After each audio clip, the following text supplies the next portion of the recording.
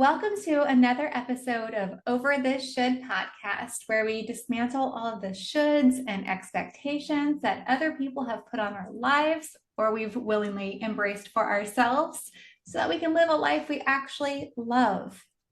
Today, I am thrilled to introduce you to Christina Wong. She is the inspiring founder of Your Journey Back to Self. Christina's journey back to herself led to numerous trainings and certifications from cognitive behavioral therapy to somatic healing and more. Basically, she and I are soul sisters because we've been on a very similar path. Christina's work helps people reconnect to their authentic selves and find inner peace amidst chaos. Boy, is this timely. So join us as we welcome Christina's journey, her stories, her insight to the show. Welcome, Christina. Thank you so much for having me today. I really appreciate it. So happy to be here. Oh, it's going to be our pleasure because I've cyber stalked your website. And for those who don't know, we tried to record the other day and it was Wednesday, the day after the election. And I was running on probably 23 minutes of sleep and we had tech glitches, but in the smidgen of time I got to have with you earlier in the week, I was like, oh, I love her. We could be fast friends. I'm going to need her to move to my town so that we can hang out and have coffee. So I think everybody's going to be so excited to get to meet you. Aw. That was a really quick run through of your bio. You do have a ton of training. What else about yourself do you want to tell us before we get started? Well, what can I tell you? There's nothing really too out of the ordinary in my life that would separate me from anyone else. I grew up in a pretty typical family and have just been trying to find my path. And that led me on so many different journeys and eventually to where I am now, which I'm so grateful for. But I lived a life for almost 20 years as a cake designer and eventually found my way here. And it's been a challenging, beautiful, expansive journey. Okay, so you found your way here. What Mhm. was going on in your life where you felt like you needed to make a change? As a cake designer, I was doing well and, working hard, building a business, and I was feeling stuck in my personal life. Whether it was school when I was younger or work as I got older, Mhm. I always felt like pretty on top of things in that area of my life. But when it came to my personal life and specifically romantic relationships, I felt stuck. I had had a couple longer term relationships and then I was just having like serial short relationships. And there's nothing wrong with that if that's what you're looking for, but that was not what I was looking for. And I couldn't figure it out. And I had a friend say, would you be open to speaking to my life coach? And I thought, sure, because I must be repeating something. I can't see it. So maybe an outside perspective will help. And I had tried therapy in the past and it helped somewhat, but I was like, okay, let's give this a shot. And this really resonated with me.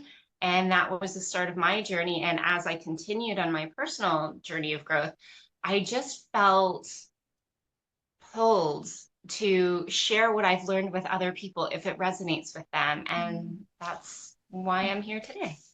Okay, I have to ask you, Yeah. when your friend first said, do you want to talk to my life coach or I'll introduce you or however that went, what was your initial thought? Because when I first heard the word life coach, I was like, what is that? Like, are they gonna blow a whistle at me? Like, what is life coaching? What was your initial thought to life coach?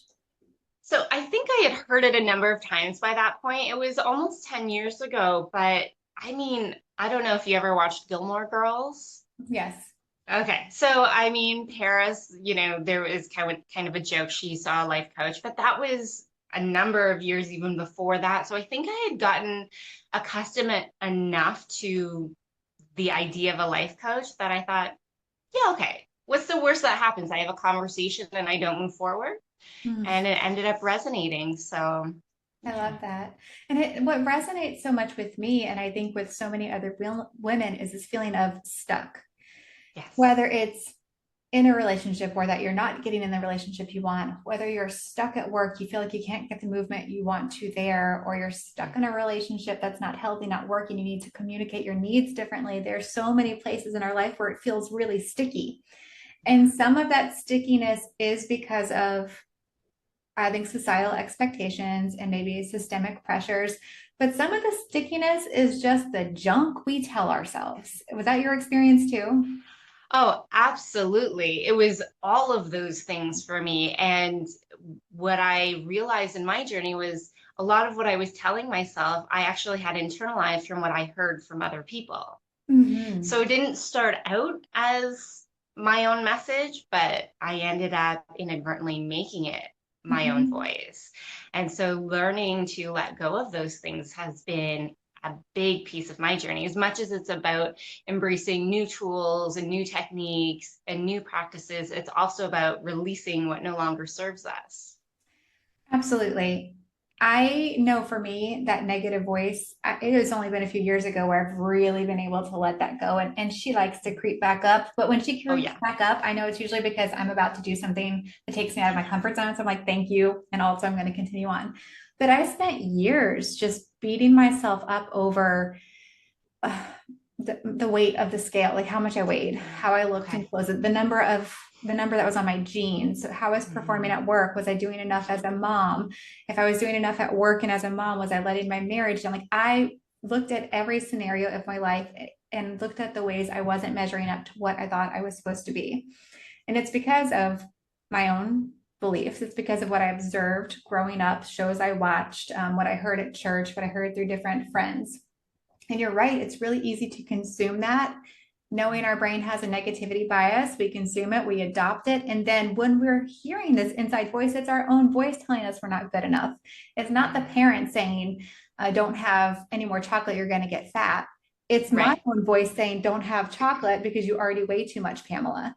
And so Mhm. it's so important to distinguish what voice is for you and what's it doing for you, and what voice is just there because it's trying to protect you in some way, but it actually might be hurting you a little. How did you do that? A big part for me was understanding the difference of doing things for love or from love. And so I realized that that inner critic for me was always trying to get, maintain, achieve love, acceptance, worthiness from somewhere outside of myself. And that did not happen overnight. It was much practice, much, mindfulness and taking time to look within. But when I'm making a decision to do something I think somebody else wants me to do, or to act a way that I think somebody else wants me to act, or to look a certain way because I think I'll feel accepted for that, that's all acting for love. And when I can remember that I am a being of love, I am worthy simply because I exist, and act from that place that my worth is not defined by anyone or anything outside of me, then I can make decisions from a place of love, from a place that is aligned with my true values. I think that's so important to repeat that you are inherently worthy, period. Because I spent years like hustling as hard as I could at work and at home. But I'm going to use the work example, like just hustling at work, grinding relentless hours and performing as high as I could. And I did that because I wanted to progress in my career naturally, but also because every little drop of good job of any kernel of a kudo made me feel so good about myself. So I didn't recognize inherent worthiness. I thought I had to hustle for it. And it is a game changer when you realize it's already here. And I had wrote down prior to our conversation this for love from love concept that I've heard you mention, and it's you have a blog on it on your website as well if people are interested. I've never heard it said like that before. How do people distinguish when they're doing something from love versus for love? It's a great question. So, one way to tune into it is if your thoughts also lead to what if I don't do this, what's going to happen? There's a good chance that's stemming from the for love, Mm. from a place of self protection, right? From more of an anxious place. And that can feel very constrictive. You and I kind of talked about that in our last attempt. And when we tune into our core values and what feels aligned for us in that place of love, things tend to feel more expansive. It doesn't mean it won't feel scary or uncomfortable, but it's kind of this inner knowing of like, this is uncomfortable, but I know this is the move for me. This is the decision for Yeah. me, and it feels expansive. So those are a couple ways that I tune into it. I love that. And yes, I think anybody who's listened to this podcast for a minute is probably tired of me saying expansive and contractive, but that is what I feel in my body. And I now use that as an indication on how to proceed. And I think what you said is really important too. Something can feel expansive and exciting and be scary. And that's okay. Like you just Yes. proceed anyway. What is life if it's not a great adventure? Absolutely.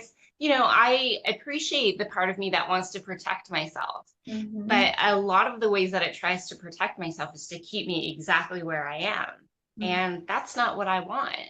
Right. No matter how safe it feels in the moment, I want to make next steps. I want to continue on my journey and do things that are aligned and release things. So Mhm. even I notice when I'm working through releasing a pattern, my ego, my self-protective part wants to be like, no, no, no, no. This has kept us safe for a long time. You don't want to let go of this. Keep doing it. So it's definitely a process and getting in touch with ourselves and really being able to connect to our bodies again is also Yes. helpful, I find, because so many of us have learned to live mostly in our heads.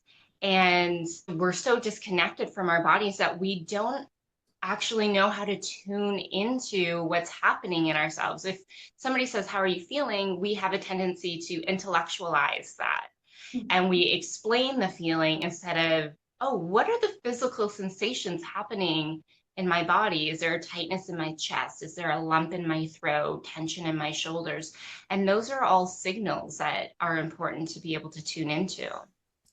Okay, so then a real question for you there. As somebody's learning how to use their body sensations to understand more of their feelings, how do they share that with people? Because I am hard pressed to tell people I've got a lump in my throat and I feel like this lower back pain that I have is in response to. How do people take their body sensations and then translate that into feelings that people would understand? So I actually try to describe it to people, and it's a thing where it's like, okay, this is an important tool for me to use. They might not understand it, but let's do this for me. If you're not comfortable with that, I totally understand. And you can just even say it to yourself. And then either out loud or to yourself, okay, what does this feeling remind me of? What is this sensation trying to tell me?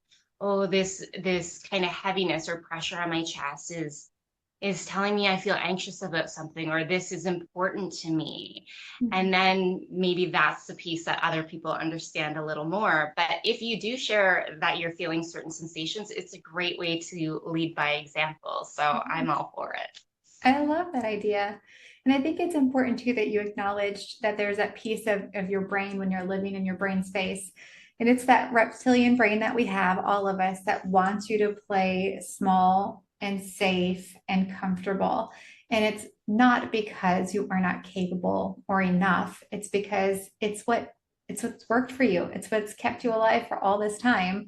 And so staying in that small space feels safe and comfortable and tried and true. And it's like that fuzzy, robe that you have, but you can't grow there. Right. And I think what I've talked to so many women now, and I'm just going to use the body example for a minute. I've talked to so many women who either work really hard to stay skinny. Now, I'm not talking to stay healthy. I mean, literally to stay a certain Yes. number on a scale or a size of your jeans because they feel like that is what is acceptable and that will reduce any kind of commentary on their looks or that they'll let themselves go. But I've also been working with women who are the opposite, who have chosen to gain weight, who are binge eating, who are in this pattern because they don't want to bring attention to their body. They don't want unwanted attention by men. And Mm-hmm. it's such a Mm-hmm. wide gamut. I'm wondering, do you work with anybody like that? And from NLP or CBT type perspective, how do you coach people through these very diverse mindsets to a place of like health? So all of that, that's a great question, by the way. All of that is based around safety and our attempts to feel safe in the world, right? So on one end, it's trying to avoid rejection and judgment for, looking a certain size. And on the other end, it's trying to feel safe because maybe we had something happen to us where that attention was really unsafe. Mm-hmm. So to try to maintain that sense of safety, I'm going to push away that attention. And one of the ways I can do that is by binge eating Mm-hmm. and such. And so part of connecting to the sensations in our body is also in an attempt or to build a stronger foundation within ourselves of safety, because so many of us have been taught to access safety outwards, right? Whether Yeah. it's through numbing or other people, other relationships. So a really big piece of what I try to help people with is creating a sense of safety within, because then no matter where you are, what you're doing, what's happening around you, you can come back to that place of self, that place of home, that place of safety. Mm, that's really beautiful. I love that. So we're really focused on the somatic healing piece now. How does that work in your practice? And I love the journey you've taken and the various training you've had. How do you combine the the mindset pieces that you've learned with the body? And how do you coach people through those various pieces? I know that they're connected, but how do you help people recognize the connection? So it kind of depends where they're coming from. I did an interview with someone who was big into like the gym world. And so his entrance point was through the body, and then the mind kind of followed. Whereas mine, I lived in my head for so long, my entry point was through the mind. I have a science background, so you got to prove it to me through kind of facts and research. And then when I incorporated somatic practices, I found that my growth really took off. So I've never been a consistent workout person. I've had little blips here and there. I've eaten fairly healthy through my life, but working out was just like, eh. And in the past couple of years, I've really gotten in touch with not working out to look a certain way, but connecting to my body to strengthen that connection for overall wellness, body, mind, soul. So for me, that's come through yoga, which means union of your different bodies, your physical body, emotional body, spiritual body. Spiritual. And so I have been doing yoga every morning. I'm about to reach 400 days, which for me, who is a non-workout person, it's been a really big transformation in my life. And the reason I've been able to do it is because it's not about being perfect at it. It's Yes. not about what I look like in the mirror. It's literally just the opportunity to strengthen the connection to my body and give myself some space to be without all of the stuff around. Mm. I really do think that we should definitely be best friends. So last year in the summertime, I decided to go for my yoga teacher training. Oh, good Um, for you. yeah, and but the reason was because I spent years abusing my body, whether that's not eating healthfully or exercising as a form of punishment. Mhm. And so, as I was starting to make my recoveries from that, one of the things I really had to acknowledge and address is exercising from a place of just taking care of myself, not because I ate something that makes me feel bad about myself, not because I have a scale number, just taking care of myself. So I really slowed down what I was doing. And that's when I really started my journey with yoga and Pilates. And then a few years had passed and I'd fallen in love with yoga and got my certification. And I've been teaching. And one of the ways I introduce every class is yoga is progress, not perfection.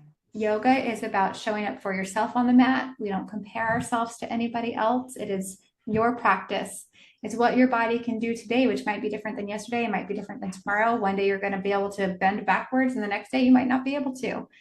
Just honor your body where it's at. And I think that's something we forget to do because we're hustling again to accomplish whatever that gym milestone is or body milestone is. We forget to just honor that today might feel different, and that's okay too. Yes, yes, I love that. Where we are right now is okay. Even if it doesn't feel great, it's okay. Whether Mhm. it's a season of life or just, you know what, I didn't sleep well last night, and so I'm giving 40% because that's all I have today, Mhm. then that's you're giving 100% that day Yes. if that's all you have. I want to talk to you about something that's really important. You talk about the importance of challenging your own assumptions, like our own assumptions. What does that look like? So we all live through our personal lens, our personal filter of the world. The way we see the world is an interpretation, and it's going to be different than every other person on this planet. And we can forget that, whether it's, well, I would do things this way, I would never do that, or you should do it my way because this Mhm. is the right way. Those things can really get in the way of connection, both with other people and even ourselves. So just being aware of the narrative that's happening in our head is kind of what questioning assumptions is about. So I used to, for a long time, offer help thinking I'm being helpful. And the last time that I really did it a lot was a relationship I had several years ago. And we were struggling to connect. And the more that we struggled to connect, the more I was trying to be helpful. But what I realized is I was trying to get him to do things my way because I was uncomfortable with how he was doing it. Mhm. So, although in my head I was framing it as being helpful, I was uncomfortable. And I thought if he changed the way he did things, it would make my life easier. And that was hard to admit. And once I was able to see that, my approach to offering help, my approach to all of that softened and changed. So before I do offer advice or help, I'll ask, oh, can I offer a suggestion? If the person says no, by all means, go at it. It doesn't mean anything about me if you do things a different way. All I Mhm. get to do is then choose how I want to interact with what you're doing. And that's all I can control. So challenging my assumptions, challenging, oh, if they do it this way or if they say this, they must mean this because that's what it means to me. Slowing down to say, wait a second, could it mean something else to them? And Right. can I tap into curiosity to ask them instead of just assuming? One of the ways challenging my own assumptions really showed up was probably a decade ago.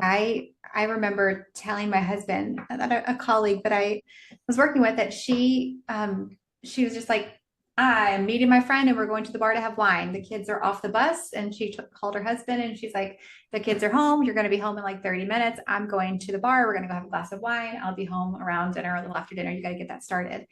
And I remember her telling me this, and I was just like, oh, what you did? You told your husband what? You left the kids what? And I told my husband, and he expressed his opinion, which is exactly what I would have thought it would have been, which is like, what wife does that, so on and so on.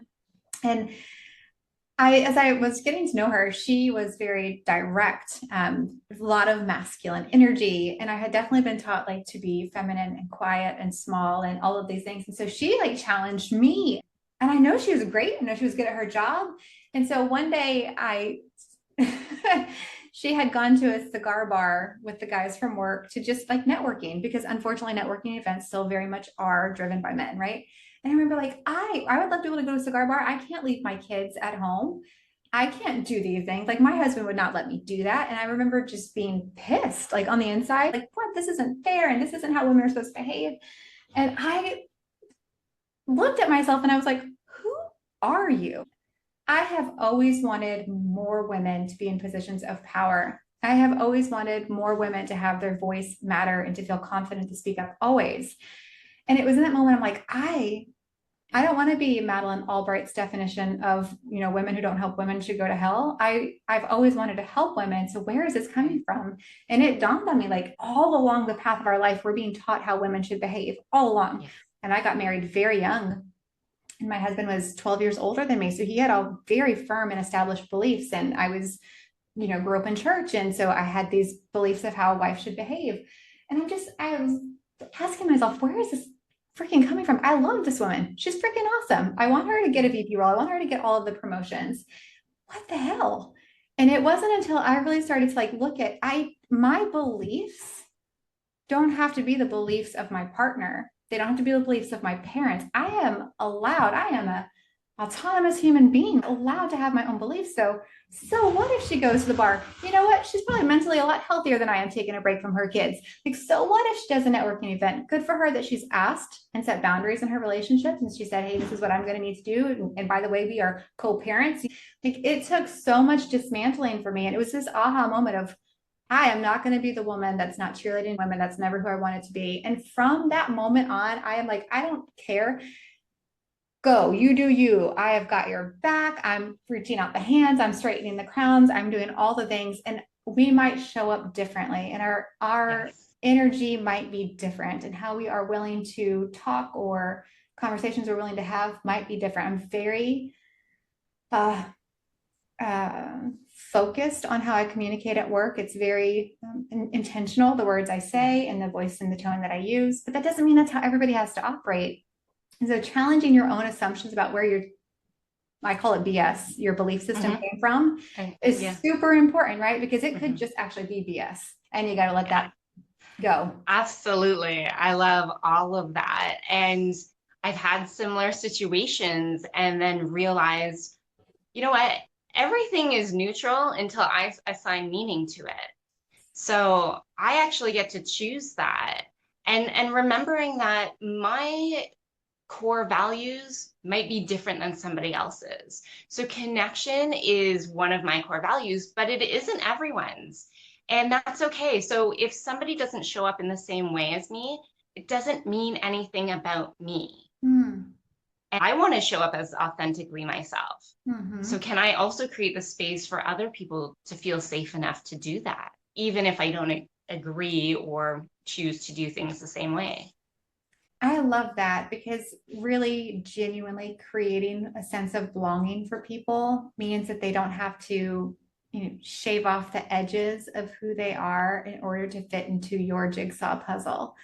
And I think that's vitally important, especially like with our friends groups, but especially with our kids, letting them show up more authentically without trying to get them to be these well-behaved little children who are minion version of you. Like, who are they and how do they show up and what does that look like? And instead of chipping away at them, which I think parents unintentionally do, myself completely included.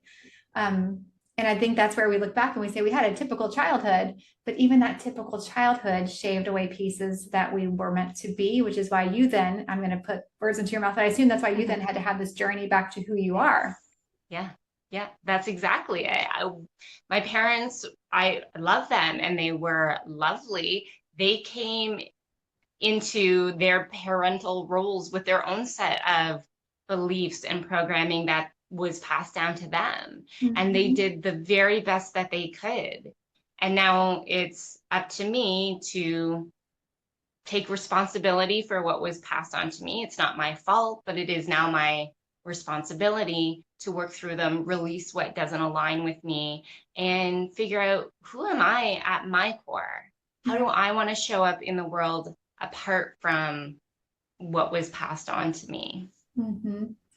And then offering grace back to our parents, like you just said, that they were good parents. They were doing their best with what they had, and I think that's really important.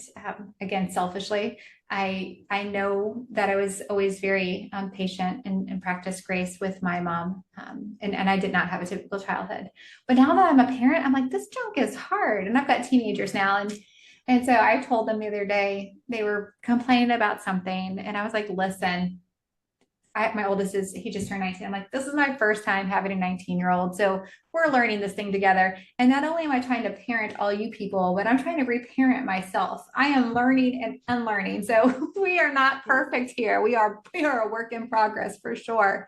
But I think remembering that our parents were also reparenting themselves while parenting us. And if every generation is trying to make things a little bit better, there's still going to be challenges. And all of the kids are so different. Like, personalities are different. You're never going to get parenting 100% right. But coming from love is the most important thing you could do.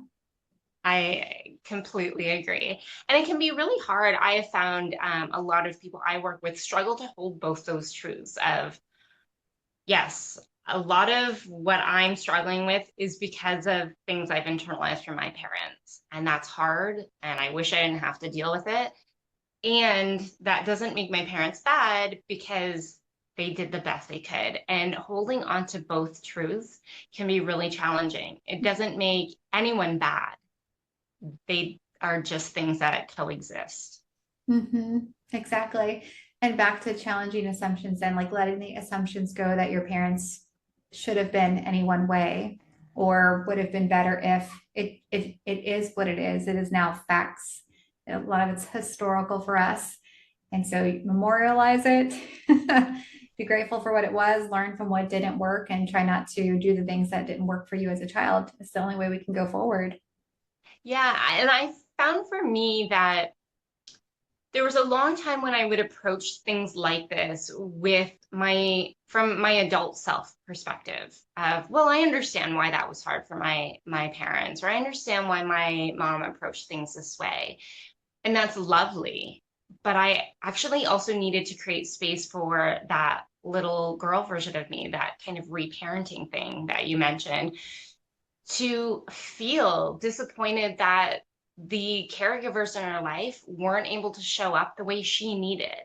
Mm, Now I can do that for her, but can I also let her feel the disappointment and the sadness and the loneliness of from having that experience without sitting in it, but just right. like, yeah, acknowledging it, seeing it, and witnessing it for her.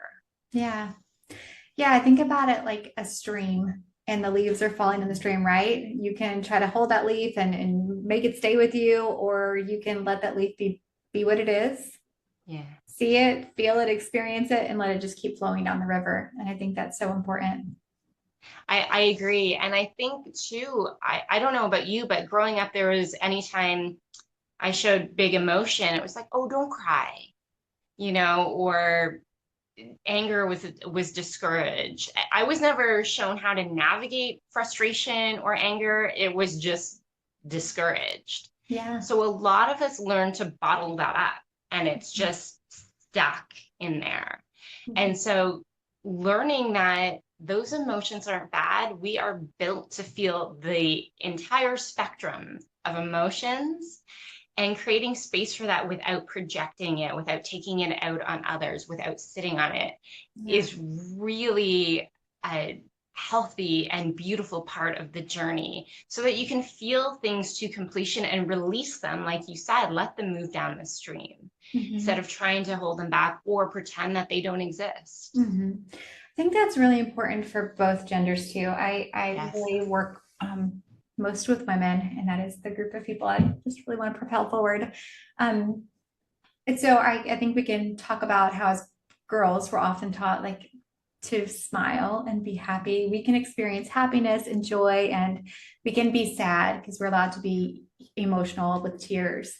Um, but our boys are taught to be tough Yeah. and to like anger is acceptable and to generally not cry and to withhold any of those sadness emotions. Like, don't cry, be a man. You're telling a 2-year-old to be a man. Like, both genders are getting indoctrinated into how they should feel. And it's like 3 or 4 emotions, when to your point, there's a spectrum of Yeah. emotions that we should all be allowed to feel. I remember one of the, I'm not a fighter, like I don't yell or cuss, but one of the times I got very frustrated in my marriage, my son was probably 9 and he was playing baseball and something happened and he started to cry. He was upset.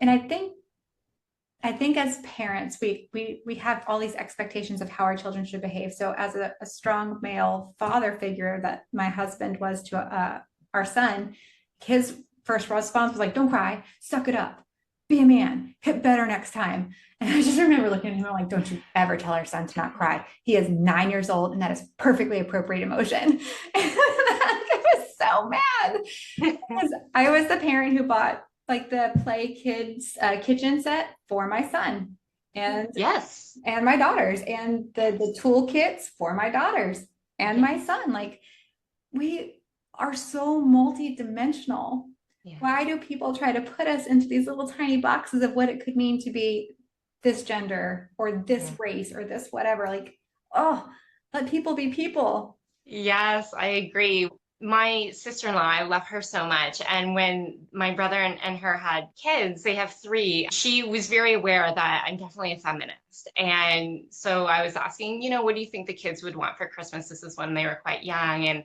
she said my niece wanted like a cleaning set, like a broom and a mop. And she's like, I know you might not feel great about that. And I said, I have no problem with that. I'm not going to buy her a pink and purple set because I don't think that's necessary. But these are life skills. So Yes. whether it's a toolbox or a cooking set, these are life skills we would all benefit from having. So I'll Mhm. just buy, a wooden set and she can have fun with it by all means. I love that so much. I agree. Totally life skills. It's like teaching the kids to change oil, right? Like my husband was really good about teaching our son, like he's gonna learn how to change oil. I'm like, what about our two daughters? They need to Yes. too, because let me tell you about the time I got raked over the coals Oh for no. changing oil because Yes. I'm a woman who had no idea. I was like, yeah, no, I don't, whatever the best expensivest oil is or whatever. I don't, Yeah. it was crazy. So like life skills to your point, Yeah. genderless, they're life skills. Yes. We're all Yes. humaning together. Yes, absolutely. If we slow down, we might realize that we all have much more in common than we do differences. But we do have to slow down to be intentional with that thought. And I hope we all continue to do that a little bit more moving forward, just kind of as a general statement. Yeah. I will tell you that one came up for me. I wrote it down yesterday, almost word for word, and we have more in common than we don't have in common. And it's rising up for me because of the election.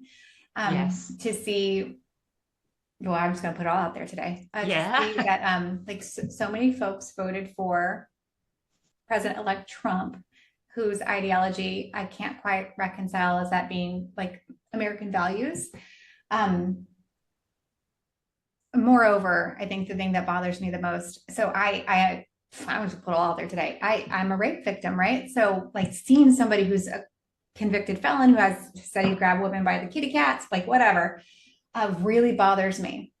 And so somebody that I think is lovely posted these great things about Trump, and then the next post was, we need to teach our sons to respect women and treat them well.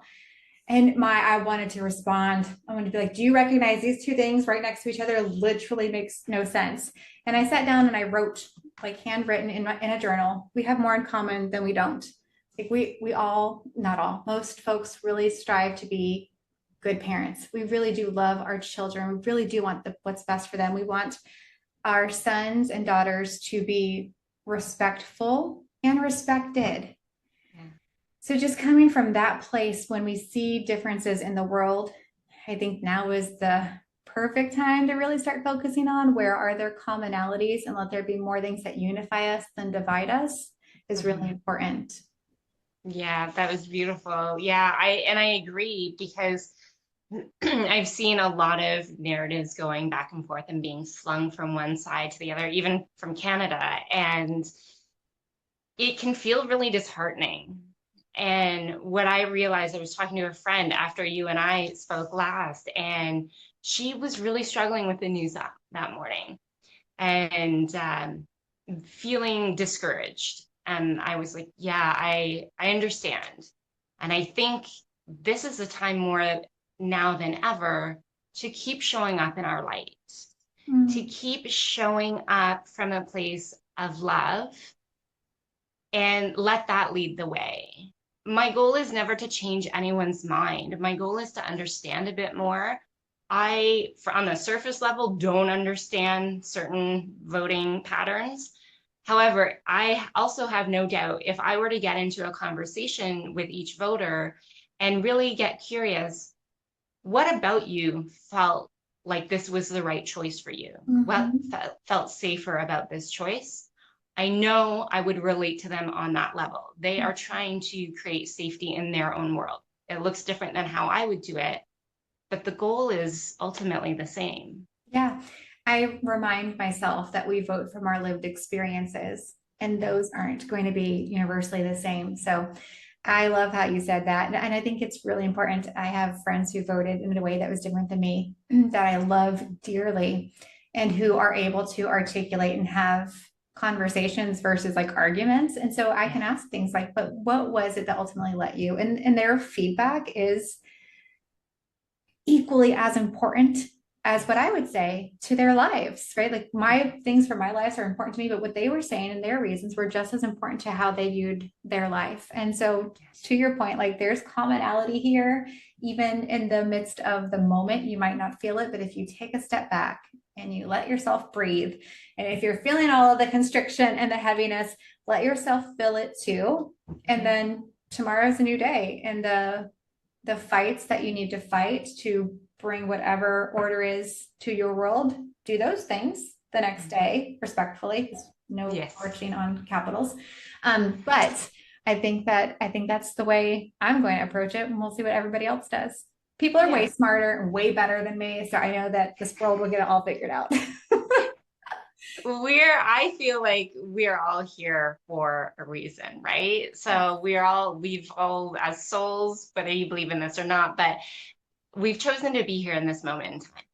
And so instead of worrying about what everyone else is doing, and that doesn't mean ignoring what's happening in the world, but remembering to tune into my big why Mhm. and embracing my light Mhm. and doing my best to step into the world with that, which will look different than everybody else's. And they're all equally important and beautiful. Yes, I love that. That is really beautifully said. I'm going to say something that's dark, but I think I'm going to try to pull it back to the light. And that's, I saw a video the other day, and the woman that was speaking said, like, we're millennials. We are used to all of the worst things. Like, we have lived through Mhm. our classmates getting mowed down by guns here in America. We have lived through watching people jump out of buildings because it was on fire. And, we have lived through the Capitol attack and just all of these things, right? And it was from this place of like, we've lived through this, we could do hard things.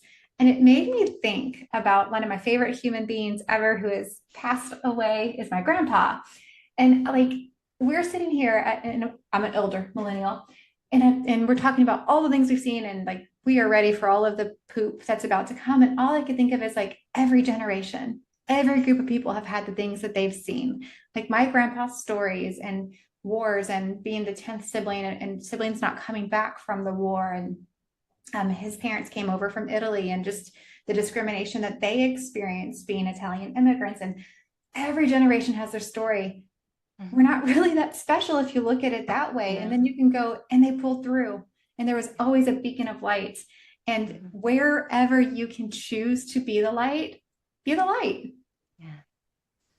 Yes, absolutely. I back that up 100%. I love that. I personally think that we've had a lot of the same training. Still, I want to be best friends, and I think that you should be everybody's coach based on my experience with you so far. How do people find you? How do they work with you? What does that look like?